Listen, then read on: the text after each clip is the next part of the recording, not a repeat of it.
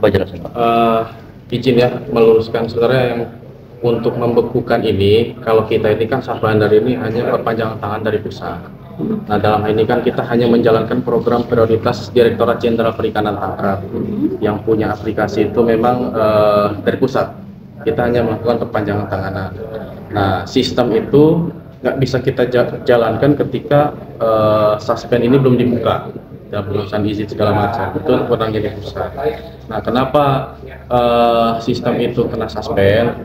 Karena berdasarkan peraturan 17 tahun 2024 kaitan dengan penarikan dengan PNBP itu, setiap hasil tangkapan ikan yang didaratkan itu wajib untuk dilakukan klarifikasi. Nah klarifikasinya apa? Bila mana memang hasil tangkapan ikan itu kurang wajar, kemudian tidak wajar, itu kami yang ada di lapangan dalam hal ini perwakilan dari Direktorat Jenderal Perikanan Tangkap wajib melakukan klarifikasi terkait dengan hasil data itu. Nah karena memang hasil data ikan ini yang didaratkan oleh satu kapalnya PT HLS yaitu Sumber Indah itu kurang dari data hasil wajar dalam kategori wajar, sehingga kita melaksanakan peraturan Menteri Kelautan dan Perikanan itu yang terkait tadi yang saya jelaskan 17 tahun 2024. Nah dalam hal ini tadi kami aktif juga berkomunikasi, minta arahan, minta petunjuk. Nah, sudah ada lampu hijau, jadi nanti pemilik perusahaan membuat surat pernyataan bahwasannya benar hasil tangkapan ikan itu sesuai dengan yang didaratkan. Jadi tentunya kita sebagai perpanjangan tanganan Kementerian Kelautan Perikanan yang berada di Batam hanya menjalankan amanat undang-undang dan program prioritas yang sudah ditetapkan dari Kementerian Kelautan dan Perikanan ke kami yang ada di lapangan. Mungkin itu. Bang, apakah sebenarnya dikenakan pajak ya Bang? Kenaikan pajak? Untuk kenaikan pajak itu nggak ada kenaikan pajak Pak. Ya, untuk kenaikan PNBP itu berapa yang ditagihkan? Kalau kenaikan PNBP nggak ada kenaikan Pak. Jadi semenjak adanya PNBP pasca produksi dari pertama sampai sekarang sudah 3 tahun ya Pak. Sudah 3 tahun, mungkin waktu itu beliau Pak Wahyu Wahyudin ikut mengawal pada saat penarikan pertama ya Bapak di Barelang. Dari pertama sampai sekarang itu 5% bagi kapal 60 ke bawah Pak. 60 ke bawah itu dikenakan tarif PNBP 5%. Kemudian 60 apa ini Pak? Iya, 60 GT. 60 GT. Oh. 60 GT ke atas itu kena PNBP 10%. Dari pertama sampai sekarang itu nggak ada kenaikan. 10% itu berapa Pak berarti Pak?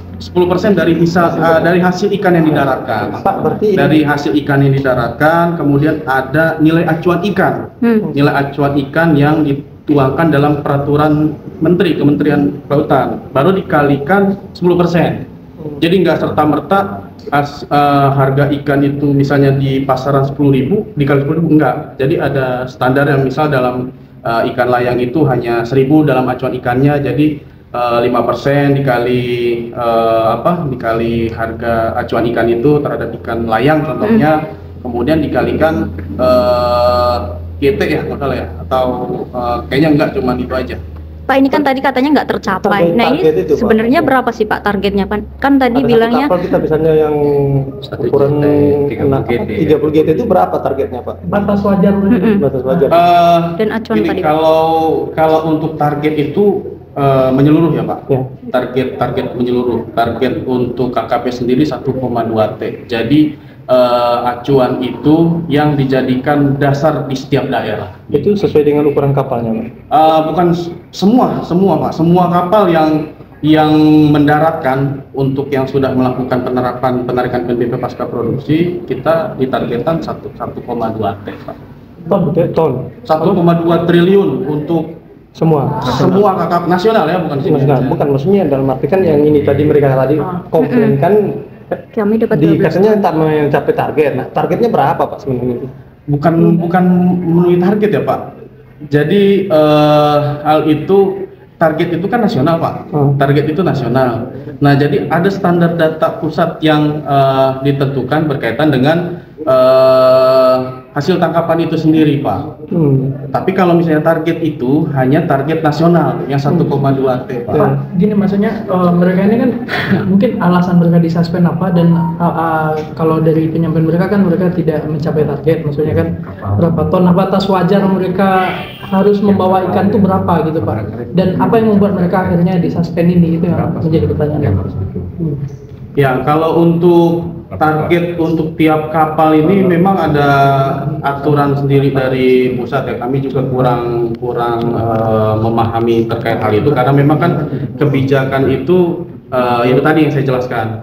Kewajarannya yang analisa tetap dari tim di sana. Kalau kami hanya melakukan pemantauan pada saat melakukan hasil bongkar, kemudian nanti setelah sistem itu sudah dibuka, kita yang menerbitkan tadi yang persetujuan berlayar dan sebagainya seperti itu. Jadi kalau dalam hal itu memang kewenangan pusat. Pak, yang membuat mereka disuspend itu apa sih Pak? Karena di sini kan Bandar sini menurut saya penekanannya terkait itu Pak, terkait dengan batas kewajaran data ikan. Berarti kita ada indikasi bahwa hasil tangkapan yang dilaporkan tidak sesuai, Pak.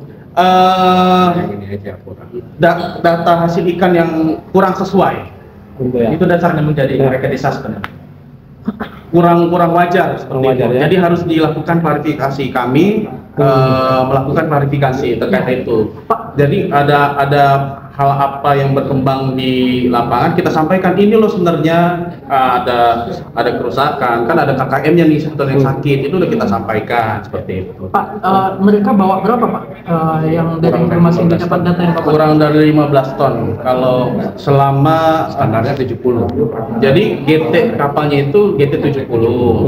Dia melakukan trip penangkapan selama 23 hari. Hasil tangkapannya itu 12, sekian ton. Di bawah 15 ton. Di bawah 15. Standarnya 15 ton minimal. Kalau untuk GT 60 GT ke atas dengan trip ya, dengan trip yang 23 hari itu iya 20 ton sebenarnya. Minimal 20-an ton. Tapi kalau target itu tidak tercapai, contoh ada kondisi alam yang tidak mendukung gitu, apakah itu juga langsung disuspend sama pihak Sabandar? Bukan Sabandar ya Pak. Jadi harus diluruskan nih. Jadi jangan sampai tim media itu Sabandar yang suspend. Jadi Direktorat Jenderal Perikanan tangkap. Gitu Pak. Jadi dalam hal ini kita skupannya besar. Jangan Sabandar itu Sabandar hanya mengeluarkan itu. Sabandar ketika sistemnya udah dibuka, kita hanya mengeluarkan persetujuan berlayar. Tinggal ngikut persetujuan berlayar gitu. Oke, Pak Wahyu. Jadi kalau ada keluhan-keluhan, warga juga bisa langsung tetap ke sini, tetap larinya ke sini gitu. Kita yang melakukan penyataan apa sih sebenarnya. Jadi kita udah klarifikasi sebenarnya. Klarifikasi kan ada KKM sakit Pak, yang sakit. Ini kenapa hasilnya kurang wajar. Nah, justifikasi itu yang kita sampaikan. Memang sudah berproses 3 hari.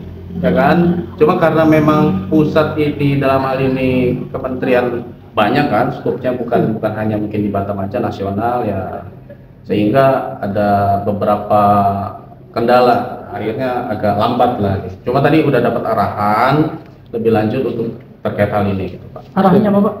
Berarti ini nanti solusinya apa? Ya, Ya nanti dari pemilik kapal membuat surat pernyataan, surat pernyataan bahwasannya betul hasil tangkapannya sekian dengan justifikasinya tadi KKM sakit, terus sudah dilakukan pendataan secara betul, sudah diawasi, sudah dipantau dengan PSDKP, dengan Sabandar seperti itu. Nanti kita sampaikan ke pusat. Harapannya sudah dibuka suspend seperti itu. Oke. Tadi barusan Pak Pramana sebagai Sabandar di kepala atau kepala penanggung jawab. penanggung jawab.